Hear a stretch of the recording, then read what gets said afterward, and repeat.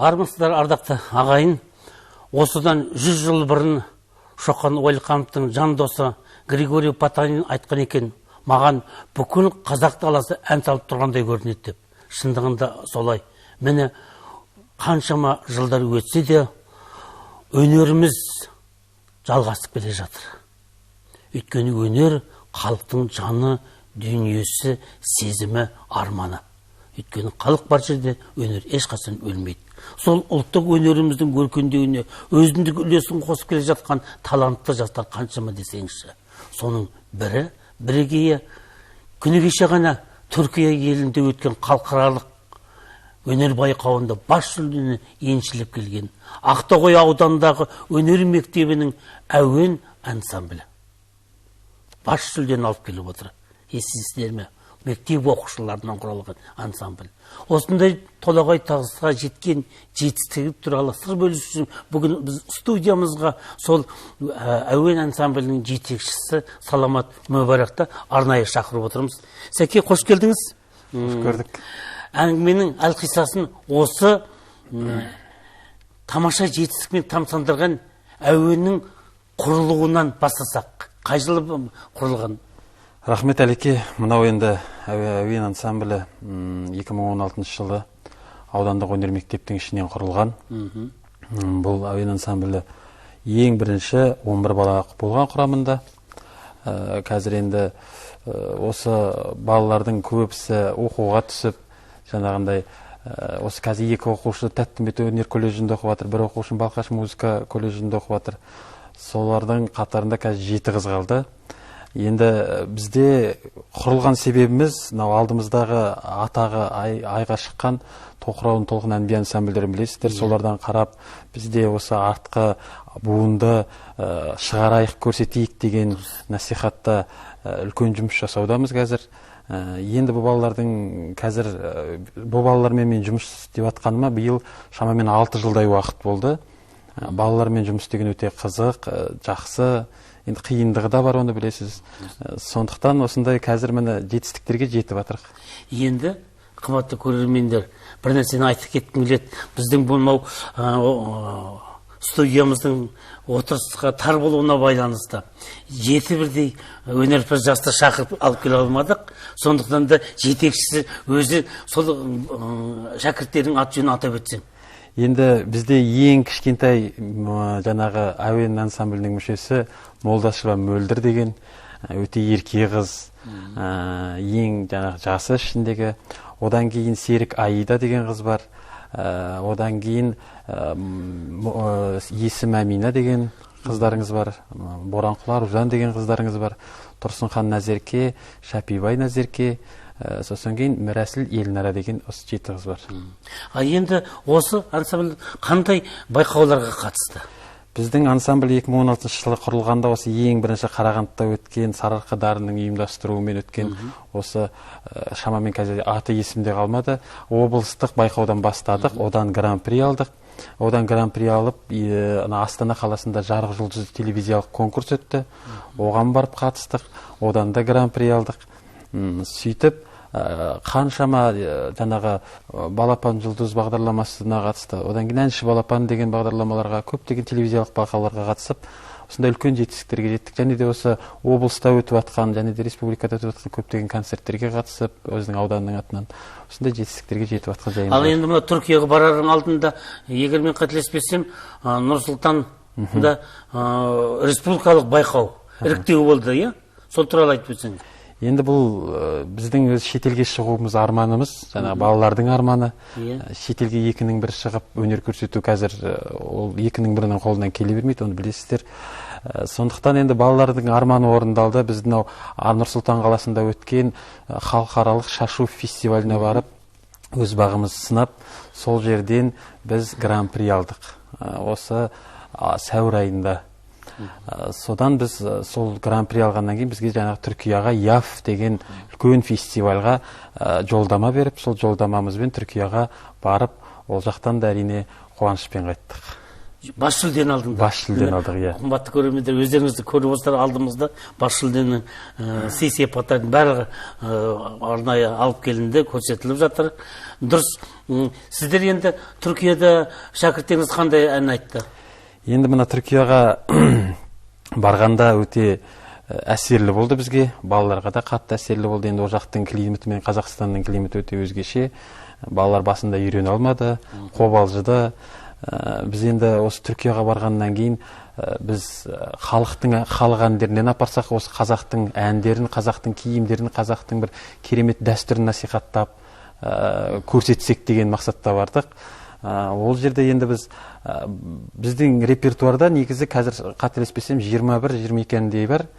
Енді соның ішіндегі біз халық әндерінен попурри жасап бардық. Халық әндерін жалғастырып бір әдемі ән құрап сол жаққа апардық. Енді ол жақта жаңағы әділ-қазылар алқасы дейді ғой. Болгариядан отырды, Македониядан отырды, Түркиядан отырды, Россиядан отырды, сосын өзіміздің Қазақстаннан бір кісі отырды. Қанша елден қатысты? Шамамен айтайын, бір 21 елден келді. Барлық қатысушы тағы да шамамен 214-тей болады. Таңғы 9-да басталған конкурс. Қызық болғанда бізде былай таңғы 9-да ашылуы басталды. Біздің әуен ансамблі ең соңынан жаңағындай өнер көрсетті. Тостық, өте қатты тостық. Және де енді ең соңы дегеніміз таңғы 9-да басталған жаңағы байқау. Біз кешкі сағат 7-тен 25 кеткенде өнерімізді көрсеттік. Ең ақырғысы болды. Бізде енді жаңа Болгариядан келген, Македониядан келген әділ-қазылар балалармен бірге фотоға түсіп, біздің қолымызды алып, өнерімізге тамсанып, үлкен бір қуанышта болды деп ойлаймын. Енді Абай атаң айтады ғой, ұйықтап жатқан жүректе ән оятыр деп. Міне әнді ояту, әсіресе арнайы жасақталған, мамандардан жасалған төрешілердің, әділ-қазылардың жүрегін ояту, ол деген үлкен жетістік қой. Жетістіктің жетістігі ғой. Бас жүлдеге алу деген, оның жүрегінен жаңағы француздың ұлы жазушы романның айтқан сөзі ғой, музыка деген тамшы сияқты жүрегіңе там-тұмда сіңіп жатады, жаныңды ерекше рахат сезімге бөлейді деген. Сондықтан да мына рахат сезімге бөлегендің жемісі мынау сыйлыққа ие болып отырсыздар. Дұрыс. Негізгі репертуарларында қандай әндер бар? Көбінесе біз енді балалар болғандықтан, енді ол балаларға өзіне берілетін әндер ғана, халық әндерін көбінесе насихаттау, сосын патриоттық қазақтың елі туралы, жері туралы, отан туралы, осы Қазақстан туралы әндерді көп береміз. Өйткені әр балаға қазір енді өздеріңіз білесіздер, жаңағыдай махаббат туралы әндер беруге болмайды. Мысалы, ол мектеп жасындағы балалар, сондықтан жаңағыдай халық әндерінен, мысалы, жаңағы Ақтоғай алтын бесігімді мысалға айтайын. Өздеріңіздің гимнді үйретеміз. Содан кейін қазақ елі деген осы қазақтың композиторларының әндерлерін үйретеміз жақсылап. Енді мынау жалпы өзі Ақтоғай киелі жер мекен ғой. Жаңағы кешегі Әсет, Күләш апамыз, Манарбек, Шашубай, одан бері қарай Дәртай ағамызды білесіздер. Одан бері қарай күйшілеріңіз қаншама? Аққыз. Енді бізде қазір өзіміз мақтанып, қай жерде осы мақтанып айтатын Амантай Жұмашев деген ағамыз бар. Сол ағамыздың көмегі болды осы конкурсты кішкене дайындауға, бәріне сол ағамыз қолдау көрсетіп, көмегін жасап, мен ол кісіге рахметімді айтам. Ол кісі де қуанып жатыр біздің орын алғанымызға. Дегенмен әлеуметтік желілерде керемет осы әуен ансамблінің керемет құрмет көрсетіп, алғыстарынан құттықтап жатыр. Кеше қалай қарсы алғандарыңызды, ақтоғайлықтардың кіреберісте түнделетіп қарсы алғандарыңызды көріп, бүкіл көрермендер өзіміз мұны қарағандыда отырып көріп, керемет ризалықпен қабылдадық. Егер қателеспесем, бүгін кеше аудан әкімінің қабылдауында болдыңыздар ма? Кеше аудан әкімінің қабылдауында болдық. Осы мен жаңағы рахметімнің ішіне осы аудандық әкімдікті және де осы біздің мектептің директоры Ақбаева Бағзат Құлжанбекқызы және де осы менің оқушыларымның ата-аналарына көп алғысымды білдіремін. Менің оқушыларыма күш берген, қайрат берген, жігер берген осы кісілер. Және де айта кету керек, осындай конкурстарға бізге демеуші болған ағаларымыз бар. Сол ағаларымызға көп рахметімді білдіремін. Енді біз осы Түркиядан бас жүлдені алып Қазақстанға жай келген жоқпыз. Біз мынау қыркүйек айының 8-14 шамасы қателеспесем аралығында өтетін Италияның Венеция қаласында өтетін үлкен бір байқауға жолдама алып келдік. Осы байқаудан Италияның Венеция қаласында өтетін үлкен бір байқау өтеді.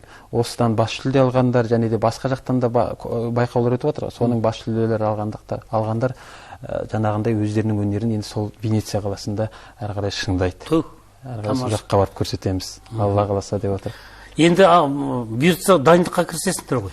Бұйырса дайындыққа кірісеміз. Енді бізде балалардың қазір сабағы және де енді осы сабағы аяқталып қалды. Енді осы неге жазғы каникулдарына шыққанда, жазғы демалыстарына шыққанда соға дайындыққа кірісеміз. Алдымызда концерттер көп. Мысалы, осының 21 күні Балқашта үлкен бір форум өтейін деп жатыр. Соға концертке де дайындалып жатыр. Тағы да алдымызда концерттер бар, осы келіп отырған. Сол концерттердің бәріне қатысып, бәрін үлгереміз деп ойлаймыз. Дұрыс өте жақсы. Bir сұрақ туындайды. Енді мүмкін әлде уақыт бар шығар, дегенмен қазіргі кезде мынау жол қаражатын, демеушілік мәселесі айтылды ма? Кеше енді аудан әкімінің қабылдауында болдық. Бізге жаңағы Италияға баратын жол шығынын жаңағы қаржы мәселесін көмектесеміз деп айтты, шешіп береміз. Тек сендер дайындалыңдар. Дайындалғаннан бұрын бізге ең бірінші балаларға және де маған тіл біліңдер деді. Тіл үйреніңдер деді. Жаңа қыркүйек айына дейін. Әрине, сондықтан да тілді де үйренуге, әнді де барлығына үлгеруге тырысамыз. Енді қаржы жағы шешіліп қалар. Енді ол бүкіл Қазақстанның мәртебесі ғой. Ол Қазақстанның кең байтақ республикамыздың атынан өнер көрсетіп отыр деген, бұл екінің бірінің маңдайына дей берген үлкен бір бақыт қой. Дұрыс. Жаңа бір сөзіңізді айтып қалдыңыз. Мектеп оқушылары, бұлар енді мектептің оқушылары ғой. Олар әр сыныптарда оқиды. Олар ауысып отыра ма, толығып отыра ма, қалай болады? Енді жаңа басындағы сөзімді айта кеттім ғой, 11 бала болған деп.